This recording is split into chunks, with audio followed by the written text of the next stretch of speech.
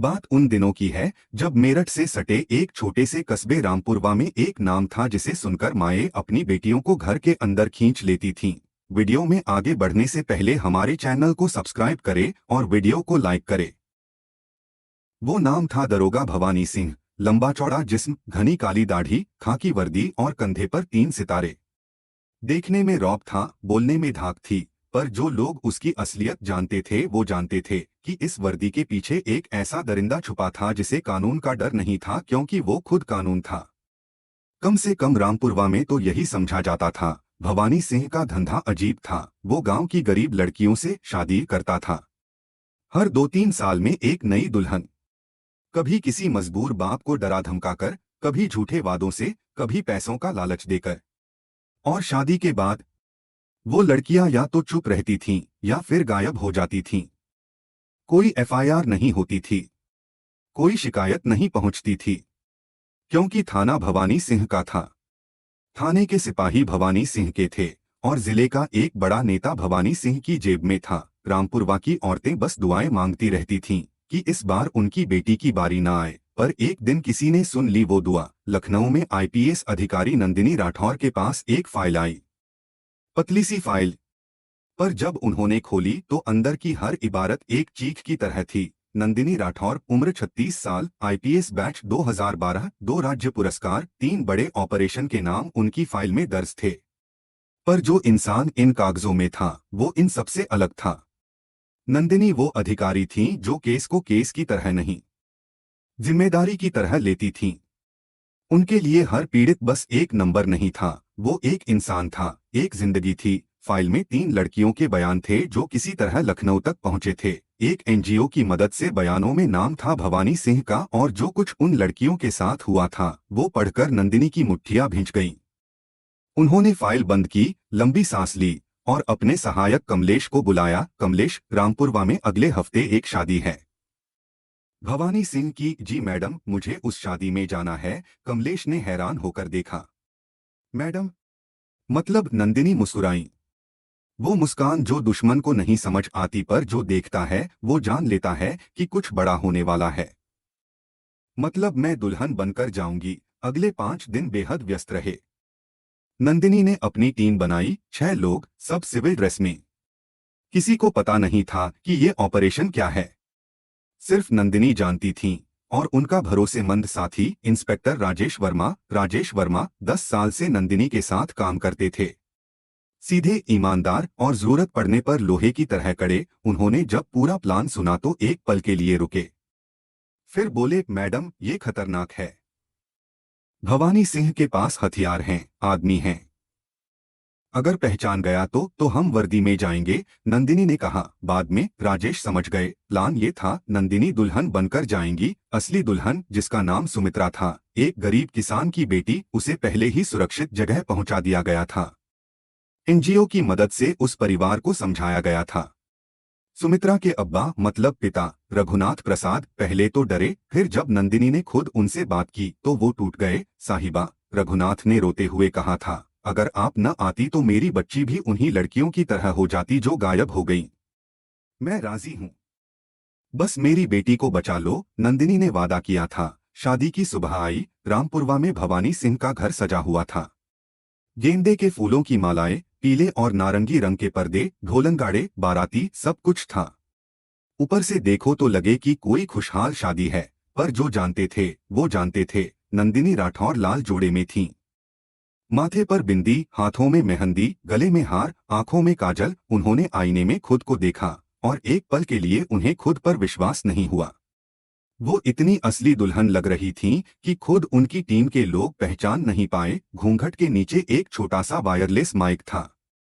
कमर में वर्दी नहीं, पर एक चीज थी जो वर्दी से भी जरूरी थी, पिस्तौल। मैडम, सब तैयार हैं। राजेश का आवाज ईयरपीस में आई, हम बाहर हैं।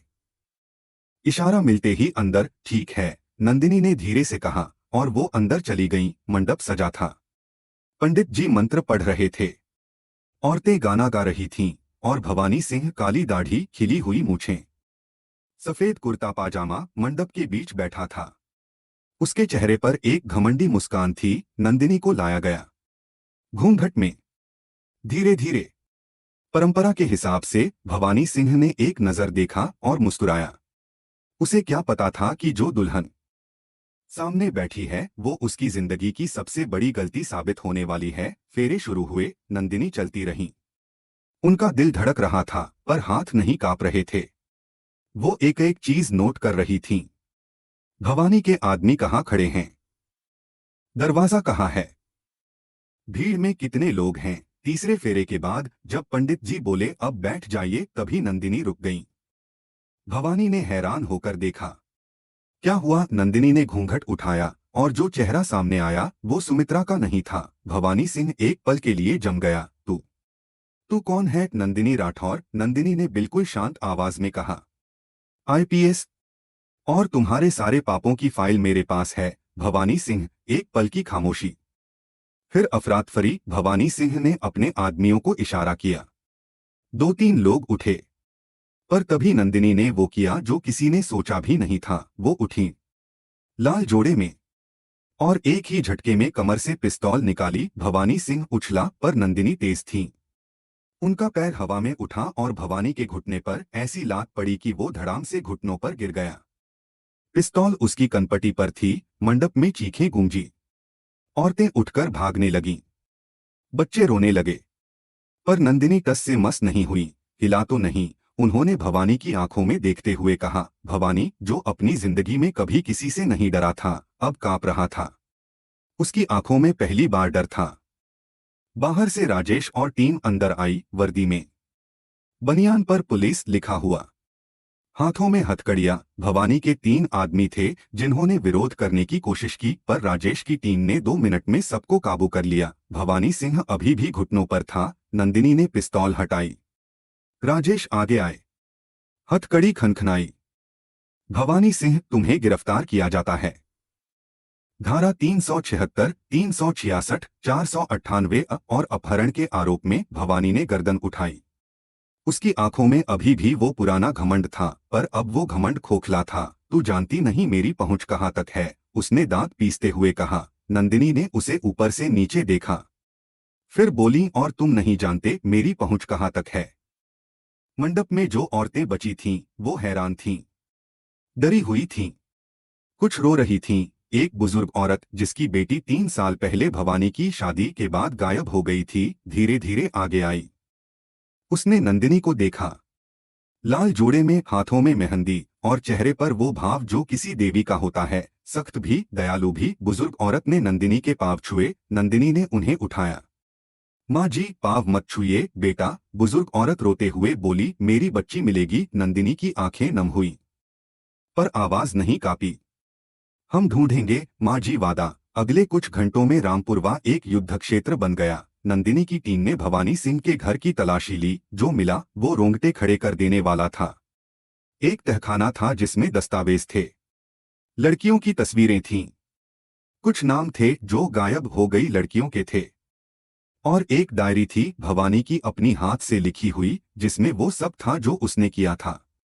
इतने घमंड में था वो कि खुद ही लिख रखा था। राजेश ने डायरी पकड़ी और नंदिनी को दी। नंदिनी ने 2 पन्ने पढ़े, फिर बंद कर दी। ये सबूत है, उन्होंने कहा। इसे कोर्ट तक पहुंचाओ। भवानी के 3 और साथी पकड़े गए। थाने में बैठे 2 सिपाही जो भवानी के नेटवर्क का हिस्सा थे, वो भी हिरासत में लिए गए। और वो नेता जिसकी जेब में भवानी था, उसके घर पर भी सीबीआई की दस्तक उसी शाम हुई। शाम को जब नंदिनी थाने से बाहर निकली तो उन्होंने अभी भी वो लाल जोड़ा पहना हुआ था। किसी ने उन्हें बदलने का मौका नहीं दिया था। इतना काम था। राजेश ने देखा और मुस्कुराए। मैडम, दुल्हन वाला लुक अभी भी है। नंदिनी हंसी, थकी हुई हंसी थी, पर असली थी। हाँ, आज की दुल्हन थोड़ी अलग थी। अगले दिन अखबारों में खबर आई, आईपीएस अधिकारी दुल्हन बनकर पहुंची, दरोगा गिरफ्तार। हर चैनल पर यही खबर थी। सोशल मीडिया पर नंदिनी राठौर का नाम ट्रेंड कर रहा था। लोग तस्वीरें शेयर कर रहे थे। वो तस्वीर जिसमें नंदिनी लाल जोड़े में, पिस्तौल हाथ में लिए खड़ी थी और भवानी सिंह घुटनों पर था। कुछ लोगों ने उस तस्वीर को वीरता की तस्वीर कहा, कुछ ने न्याय की तस्वीर। एक बुजुर्ग पत्रकार ने लिखा, ये तस्वीर भारत की उन हजारों बेटियों के लिए है जो चुप रहीं, जो डरती रहीं। ये तस्वीर उनसे कह रही है, कोई है जो लड़ेगा, सुमित्रा असली दुल्हन को जब खबर मिली तो वो रोई, पर वो रोना राहत का था। उसने नंदिनी से मिलना चाहा। जब वो मिली तो सुमित्रा बस इतना बोली, दीदी आप न आती तो। नंदिनी ने उसे रोका। अब आगे की सोचो, जिंदगी तुम्हारी है और वो सुंदर है। सुमित्रा के पिता रघुनाथ प्रसाद ने नंदिनी के सामने हाथ जोड़े। उनकी आंखों में जो कृतज्ञता थी वो शब्दों से परे थी। भवानी सिंह की पेशी अदालत में हुई। जब वो कटघरे में खड़ा था तो उसकी वो पुरानी अकड़ नहीं थी। वो दाढ़ी जो रौब दिखाती थी अब बेतरतीब थी। वो आंखें जो डराती थीं अब भटकी हुई थीं। अदालत में सुमित्रा से पहले की 3 लड़कियां जो बयान देने आई थीं, उनके चेहरे पर एक अजीब भाव था। डर था, पर उससे ज्यादा राहत थी। उन्होंने बयान दिए, एक एक शब्द, एक एक रात की तकलीफ जज साहब ने सुना, पूरा सुना। और जब सुन चुके तो उन्होंने भवानी सिंह को देखा और कहा, इस अदालत में जो साक्ष्य प्रस्तुत हुए हैं वो इस आरोपी की नृशंसता को स्पष्ट करते हैं। जमानत नामंजूर। उस रात नंदिनी अपने दफ्तर में बैठी थी। कमलेश ने चाय रखी। नंदिनी ने उठाई पर पी नहीं। वो उस फाइल को देख रही थी, वो पतली सी फाइल जो 10 दिन पहले आई थी, जिसे खोलकर उनकी मुट्ठियां भींच गई थीं। उन्होंने उसे बंद किया, एक लाल स्टैंप लगाया, क्लोज्ड। पर बंद करने से पहले उन्होंने उन 3 लड़कियों के नाम पढ़े जिनके बयान थे। एक एक नाम, प्रिया, रेखा, मीरा, तुम्हारे लिए। नंदिनी ने धीरे से कहा। किसी ने नहीं सुना, पर कहा, रामपुरवा में आज भी लोग उस शादी की बात करते हैं। पर अब वो बात डर से नहीं होती, अब वो बात गर्व से होती है। गांव की औरतें कहती हैं, याद है जब वो दुल्हन आई थी लाल जोड़े में, और उसने उस दरिंदे को घुटनों पर ला दिया। और फिर वो मुस्कुराती हैं, वो मुस्कान जो सालों से खो गई थी वो वापस आ गई थी। नंदिनी राठौर के बारे में एक बात मशहूर है उनके विभाग में। वो कहती हैं, वर्दी एक जिम्मेदारी है, रौब नहीं।